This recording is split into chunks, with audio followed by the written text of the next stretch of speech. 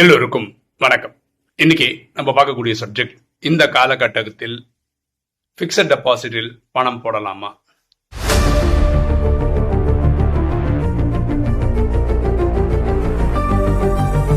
ஒரு ஆத்மா இப்படிதான் கேள்வி கேட்டிருக்காங்க. இந்த நேரத்தில் பிக்சட் டெபாசிட்ல பணம் போடலாமா அப்படின்னு ஒரு கேள்வி கேட்டிருக்காங்க. அவங்க ஏன் இப்படி கேள்வி கேட்கறாங்க அப்படின்னு பாத்தீங்கன்னா, இந்த ஈரான் இஸ்ரேல் போர்ல நிறைய இடங்கள்ல அவங்க எண்ணெய் கிணறுலாம் பற்ற வைக்கிறாங்க, இதெல்லாம் நடக்குது இல்லையா? இதனால என்ன ஆயிடுதுன்னா, ஷேர் மார்க்கெட் டம்மன்னு இடியுது. சில தினங்களுக்கு முன்னாடி இந்தியாவில் மட்டுமே ஒரே நாளில் 1,00,000 கோடி 2 லட்சம் கோடின்ற அளவுக்கு பணம் ஷேர் மார்க்கெட் காணாமல் போயிடுது. அப்போது ஷேர் மார்க்கெட்டில் பணம் போடுறது ஒரு பெரிய லாபம் வர்றதுக்காக தான் போடுறாங்க. ஃபார் எக்ஸாம்பிள் சொல்ல, ஒரு லட்ச ரூபா போடுறாங்கன்னு வச்சுக்கோங்களேன். ஷேர் மார்க்கெட்டில் நல்லபடியாக போயிடுச்சுன்னா ஒரு வருஷத்தில் 10% 15%லாம் ரிட்டர்ன்ஸ் கிடைக்கும். இதே நீங்கள் சேவிங்ஸ் அக்கௌண்ட்டில் போட்டிங்கன்னு வச்சுக்கோங்களேன், அவங்க கொடுக்குற சொற்ப இன்ட்ரெஸ்ட் தான் கிடைக்கும்.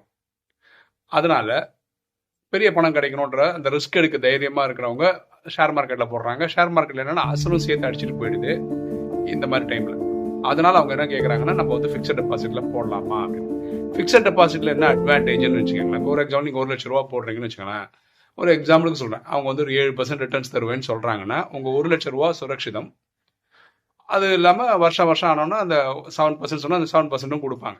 ஸோ உங்கள் 1,00,000 எப்பவுமே இருக்கும். ஷேர் மார்க்கெட்டில் அப்படி கிடையாது. 1,00,000 ரூபா போடுறீங்க, நல்ல ஷேர் மார்க்கெட் நல்ல நிலைமை போச்சுன்னு வச்சுக்கோங்களேன், உங்களுக்கு 20% இந்த சொன்ன மாதிரி 15% 20% ப்ராஃபிட் கிடைச்சதுன்னு வச்சுக்கோங்களேன், அது லாட்ரி மாதிரி. ஆனால் நஷ்டம்னு வந்தால் அந்த 1,00,000 கூட ஜீரோ ஆகிறதுக்கு வாய்ப்பு இருக்கு. அதனால தான் ஆத்மாக்கள் இந்த கேள்வியை கேட்டு வராங்க. பரமாத்மா ராஜயோகத்தில் நான் திரும்ப திரும்ப திரும்ப திரும்ப சொல்கிறேன், ஏன்னா நம்ம கடைப்பிடிக்கணுன்றதுக்காக சொல்கிறேன். பரமாத்மா சொல்கிறார், 6 மாதத்துக்கு வீடை கவர்ன் பண்ணுறதுக்கான கேபிட்டலை நீங்கள் சேவ் பண்ணி வச்சுக்கோங்க அப்படின்னு சொல்கிறார். ஃபர்ஸ்ட் இதை பண்ணிவிடுங்க. 3 மாதத்துக்கு ரேஷன் கேட்குறாரு, அதை வாங்கி வச்சுக்கோங்க. வீட்டில் சோலார் போடுங்க. இதை ஃபஸ்ட்டு இந்த ஹோம்ஒர்க்கை பண்ணி முடிச்சிருங்க. அதுக்கப்புறம் நீங்கள் இந்த மாதிரி பண்ணுங்கள். நீங்கள் இதை எப்படி போடக்கூடாதுலாம் இல்லை. அது அந்த ஒரு வருஷத்துக்குள்ள ரிட்டர்ன் எடுக்கிற மாதிரிலாம் பார்த்துக்கோங்க. ஓகேவா? அதே மாதிரி இன்சூரன்ஸ்னு பார்த்தீங்கன்னா மெடிக்ளைம் போட்டுக்கோங்க. அந்த ஒரு வருஷத்தில் உங்களுக்கு ஹெல்த் இஷ்யூ ஏதாவது ஹாஸ்பிட்டலைஸ் போகணுன்னா அதுக்கு உதவுறதுக்கு மெடிக்ளைம் போட்டுக்காங்க.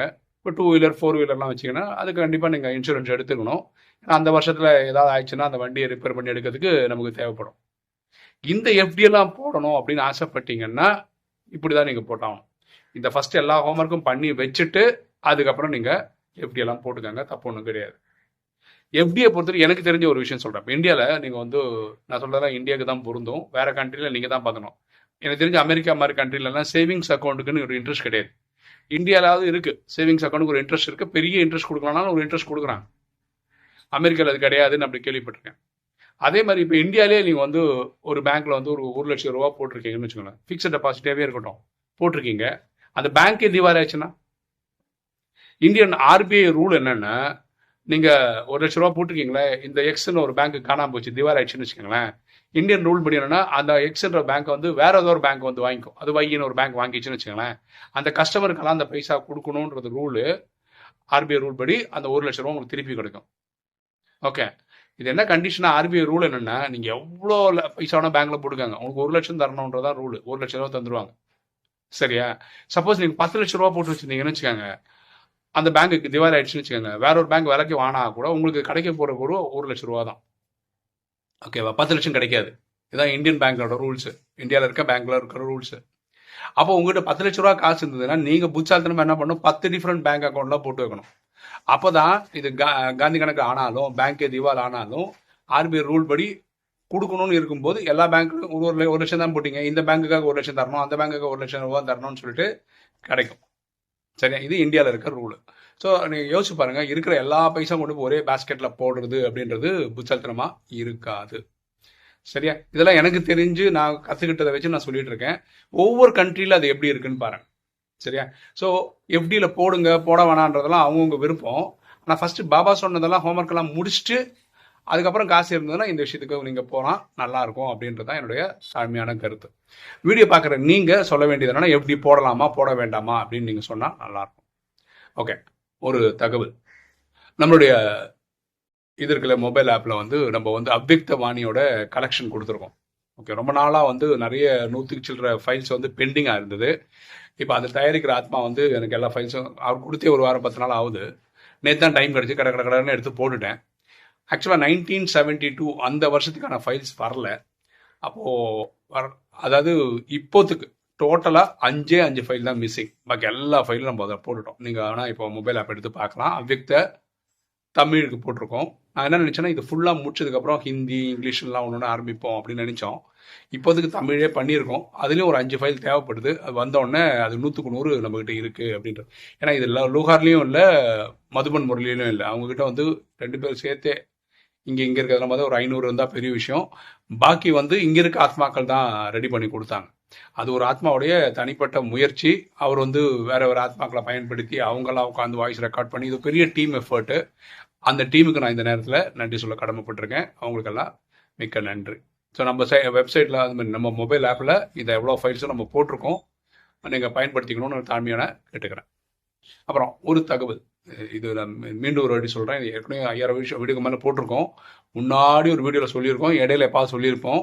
இப்போ தேவைப்படுதுன்றதான் நான் திரும்ப சொல்கிறேன். அதாவது சேவை மனப்பான்மை பண்ணும்போது இந்த புகழ்ச்சி இகழ்ச்சி 2 இருக்கு இல்லையா, இதை எப்படி ஹேண்டில் பண்ணணும் அப்படின்றத நான் ஏற்கனவே ஒரு 2 வீடியோலாம் சொல்லியிருக்கேன்.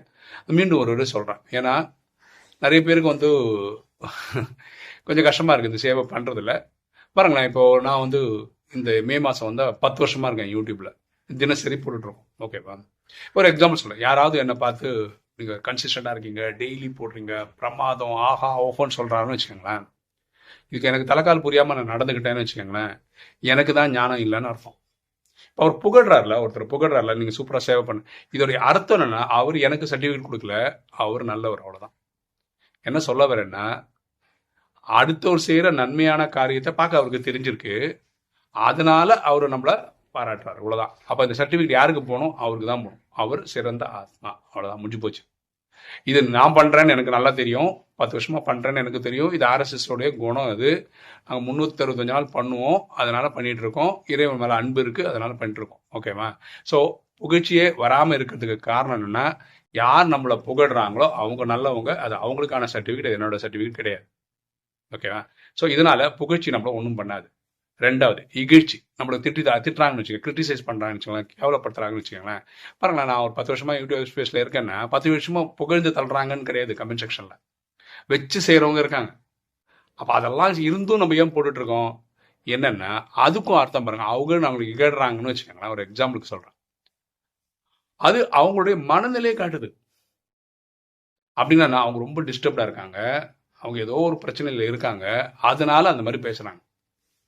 அவங்களுக்கு தேவை அமைதி, சுகம், சாந்தி, செல்வம், மகிழ்ச்சி. அதுதான் அவங்களுக்கு இப்போ தேவை. அது கிடைக்கட்டும்னு இறைவனை கனெக்ட் பண்ணுறேன். எனக்கு நல்லா தெரியும், இந்த யூடியூப் ஸ்பேஸ் பண்ண ஆரம்பித்ததுக்கப்புறம் எத்தனையோ ஆத்மாக்கள் ராஜயோகம் இந்த சேனல் அவ்வளோ யூஸ்ஃபுல்லாக இருக்குது. அவங்க கற்றுக்குறாங்க, ப்ராக்டிஸ் பண்ணுறாங்க, நல்லா தெரியுது நமக்கு. தெரிஞ்சதால் தான் டெய்லி போட்டுட்ருக்கோம். அப்போ நம்மளை கேள்வி கேட்குறவங்கள, நம்ம கிரிட்டிசைஸ் பண்ணுறவங்க, இதெல்லாம் தெரியாமல் அவங்க பேசுகிறாங்கன்னா அவங்க ஏதோ டிஸ்டர்ப்டாக இருக்காங்க. ஸோ இது எகெயின் இது அவங்கள பற்றின சர்டிஃபிகேட், அவங்க காயப்பட்டிருக்காங்க, அவ்வளோதான், முடிஞ்சு போச்சு. ஸோ புகழ்ச்சியும் என்னோட சர்டிஃபிகேட் கிடையாது, இகழ்ச்சியும் என்னோட சர்டிஃபிகேட் கிடையாது. இது அவங்கள பற்றி. இப்போ எனக்கு யாராவது சர்டிஃபிகேட் கொடுக்கணும் அப்படின்னு நான் நினச்சேன்னா, பரமாத்மா வானிலை எங்கேயா சொல்லணும், நீங்கள் பண்ணுற இந்த சேவை நல்லா இருக்குது அப்படின்னு சொன்னால் ரைட்டு. என் அப்பனே சொல்லிட்டார், பரமாத்மாவே சொல்லிட்டார், உயர்ந்தவனும் உயர்ந்த ஆத்மாவே சொல்லிட்டார். இது சர்டிஃபிகேட். இந்த பாவனை இருந்தால் மட்டும்தான் உங்களால சேவை பண்ண முடியும். இல்லைன்னா நீங்க தெரிஞ்சோ தெரியாமலையோ புகழ்ச்சிக்கு அடிமையாகிறீங்க, இகழ்ச்சிக்கு அடிமையாகிறீங்க. அது உங்களை காயப்படுத்துது. இதை கொஞ்சம் யோசிங்க, அப்புறம் சேவையில் ஈடுபட முடியுமான்னு பாருங்க. நான் ராஜயோகத்தில் வந்த புதுசில் ஒரு 7 நாள் முடிஞ்ச உடனே ஏதோ ஒரு நிகழ்ச்சி இருந்தது பிரம்மகுமாரிஸில். அண்ணா நகர்காரங்க என்ன பண்ணாங்கன்னா, அதுக்கு நோட்டீஸ்லாம் கொடுத்து டிஸ்ட்ரிபியூட் பண்ணாங்க. அப்போது சென்டர்லேயே சொன்னாங்க, மைக்லேயே சொன்னாங்க, கோயம்பேடு மார்க்கெட்டில் இதை பற்றி சொல்ல போகிறோம், யாருக்கெல்லாம் அங்கே போக முடியுமோ போங்க அப்படின்னா. நான் போயிருந்தேன். எனக்கு அவங்க எங்கே இருக்காங்கன்னு தேடி கண்டுபிடிக்கிறதுக்குள்ளே எல்லாம் முடிஞ்சு போச்சு. அவங்க என்ன பண்ணாங்க, கண்டுபிடிக்க முடியல என்னால், ஏன்னா மார்க்கெட் ரொம்ப பெருசுன்றதுனால. அடுத்த நாள் நான் சென்டருக்கு போயிருந்தேன். நான் சொன்னேன், இந்த மாதிரி வந்திருந்தேன், யாரையும் என்னால் கண்டுபிடிக்க முடியல, பார்க்க முடியல அப்படின்னு. அப்போ அவங்க ஒரு வாட்டி பியூட்டிஃபுல்லாக சொன்னாங்க. என்ன சொன்னா தெரியுமா? நீங்கள் இப்போ தான் நாலேஜுக்குள்ளே வந்திருக்கீங்க, நீங்கள் பாபாவை நினைவு பண்ணுங்க, உங்களுக்கு கடன் தொல்லை இருக்குது, அதனால் உங்கள் கடன் தீர்றதுக்கு இறைவன்கிட்ட அன்பு இது வாங்கிக்கோங்க, சக்தி வாங்கிக்கோங்க, கடனை அடையுங்க, நீங்கள் அதில் ஃபோக்கஸ்டாக இருங்க. சேவை பண்ணுறதுக்கு நிறைய பேர் இருக்காங்க.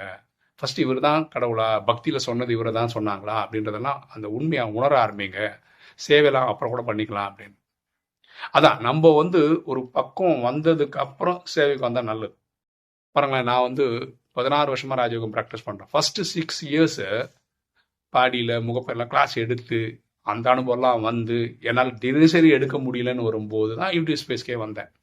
ஸோ எனக்கு வந்து ஒரு என்ன சொல்கிறது, ஒரு சீசனிங் இருக்குது, ஒரு முன்னாடி ஒரு பேக்ரவுண்ட் இருக்குது, ஒரு ப்ராக்டிஸ் செஷன் இருந்திருக்கு, எல்லாம் பண்ணிட்டு தான் நான் வந்திருக்கேன். இன்னைக்கு வர ஆத்மாக்கள் வந்து டே ஒன்லேயே சேவைக்கு வராங்க. அப்படின்னா எந்த ஒரு தயாரெடுப்பும் இல்லாமல் வராங்க. அதனால அவங்க வந்து இந்த இந்த இகழ்ச்சி புகழ்ச்சி இதெல்லாம் வரும்போது டக்குன்னு தாங்க மாட்டுறாங்க, மனசு உடஞ்சி போயிடுறாங்க. ஓகேவா? இதனால தான் நம்மளும் புரிஞ்சுக்க வேண்டியிருக்கு. நான் எப்படின்னா, யாராவது என்கிட்ட சேவைன்னு கேட்டு வந்தால் உடனே ஒத்துக்கிறதுக்கு காரணம் ஏன்னா, இறைவன் எனக்கும் அப்பா தான், உங்களுக்கும் அப்பா தான். அப்படி இருக்கும்போது வேணான்னு சொல்கிறதுக்கு நான் யார்? ஓகேவா? ஆனால் ஆக்சுவலாக புரிஞ்சிக்க வேண்டியது எப்படி இருக்குன்னா, எனக்கு இப்போ புரியுது என்னென்னா, ஒரு வருஷம் போட்டோம், 2 வருஷம் போட்டோம், ஒரு சீசன் ஆகட்டும், அவங்க பக்குவம் ஆயிருக்காங்க, அது எப்படி என்னால் ஸ்டடி பண்ண முடியும்? பக்குவம் ஆகிட்டாங்க இல்லைன்னு. அதனால் நான் அப்படி பார்க்குறது இல்லை. கேட்கும்போது வாய்ப்பு கொடுக்குறோம். ஆனால் அவங்க வந்து இந்த அலையில் மாட்டிக்கிறாங்க. பரமாத்மா சொல்கிறாரு, இந்த ரெண்டுமே வந்து தேகாபிமானத்தினுடைய வெளிப்பாடு அப்படின்றது. இது புகழ்ச்சி வந்தால் தலைக்கால் புரியாமல் நடந்துக்கிறது, இகழ்ச்சி வந்தால் துவண்டு போகிறது, ரெண்டுமே தேகாபிமானம் இன்னைக்கு வானிலை இருக்குது. சரியா? ஸோ தயவுசெய்து இதெல்லாம் மனசில் வச்சுக்கோங்க, சேவை செய்கிறவங்க. ஓகே, இன்றைக்கி வீடியோ உங்களுக்கு பிடிச்சிருன்னு நினைக்கிறேன். பிடிச்ச லைக் பண்ணுங்கள், சப்ஸ்கிரைப் பண்ணுங்கள், ஃப்ரெண்ட்ஸ் சொல்லுங்கள், ஷேர் பண்ணுங்கள், கமெண்ட்ஸ் போடுங்க. தேங்க்யூ.